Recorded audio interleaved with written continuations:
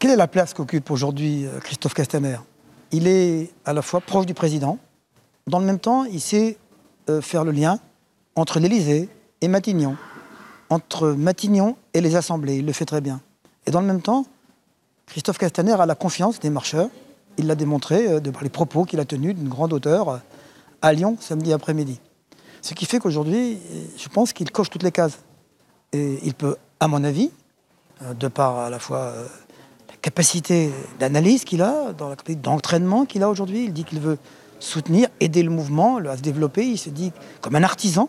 Je crois qu'il peut, à titre personnel, ça n'engage que moi, je pense qu'il est parfaitement en capacité d'assumer ces deux fonctions. Vous pensez que c'est gérable au niveau des emplois du temps? Ce sont deux fonctions qui prennent beaucoup de temps et beaucoup d'efforts l'une et l'autre. Vous savez, les gens qui occupent de grandes fonctions, quand ils les occupent à plein temps. Et je ne crois pas que Christophe Castaner soit de nature personnelle et politique à faire les choses à mi-temps. Il le fera, il peut le faire bien aujourd'hui, il peut le faire les deux.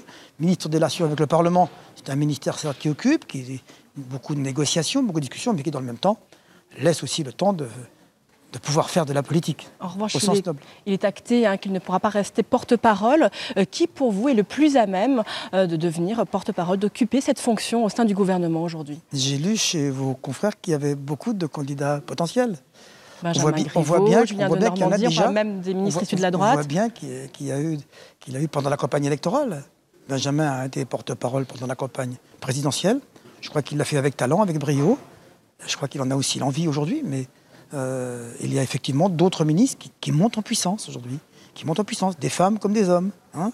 On a cité des femmes qui sont apparues vendredi à Lyon. Donc, il Marlène y a plusieurs Schiappa, candidats potentiels. exemple. Par exemple, Marlène. On a cité aussi la ministre qui est du Vaucluse, que je connais bien par ailleurs aussi, Brune Poisson, qui est à côté. Bon, écoutez, ça, c'est une discussion qui va se passer avec les intéressés eux-mêmes, qui on peut être consultés, qui en ont parlé, et avec le chef du gouvernement et le chef de l'État. Quel est pour vous le principal défi auquel doit aujourd'hui faire face Christophe Castaner? Est-ce que c'est aussi renouer avec l'enthousiasme des débuts, un enthousiasme qui s'est un petit peu tari alors que les cadres sont aux manettes, alors qu'Emmanuel Macron est au pouvoir? Vous dites que l'enthousiasme c'est un peu tari. Je constate que vendredi, au moment où on disait que 100 marcheurs quittaient le mouvement, il y en a 300 qui adhéraient en même temps. Je trouve que cet enthousiasme, moi, au contraire, je pense qu'il est différent. Au début, il y a l'enthousiasme du début. Maintenant, il y a l'enthousiasme de raison. C'est-à-dire que les gens commencent à comprendre que la transformation de ce pays qu'engage le président de la République, elle est de nature, demain, à porter les espoirs et à les faire éclore. Donc, il y a des gens maintenant qui adhèrent parce que le gouvernement, parce que le chef d'État ont besoin d'être accompagnés et soutenus. La République En Marche pourra compter sur le nouveau parti que vont constituer les Constructifs. On sait qu'il va s'appeler Agir. Votre commentaire sur ce futur allié probable? L'objectif du président, c'est de rassembler. De rassembler d'abord sa famille.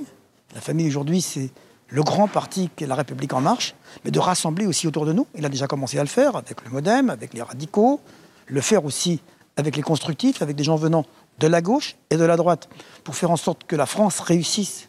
C'est la France qui doit réussir, personne d'autre. On va sortir des individualités. Je pense que cet élargissement, il est nécessaire. Merci.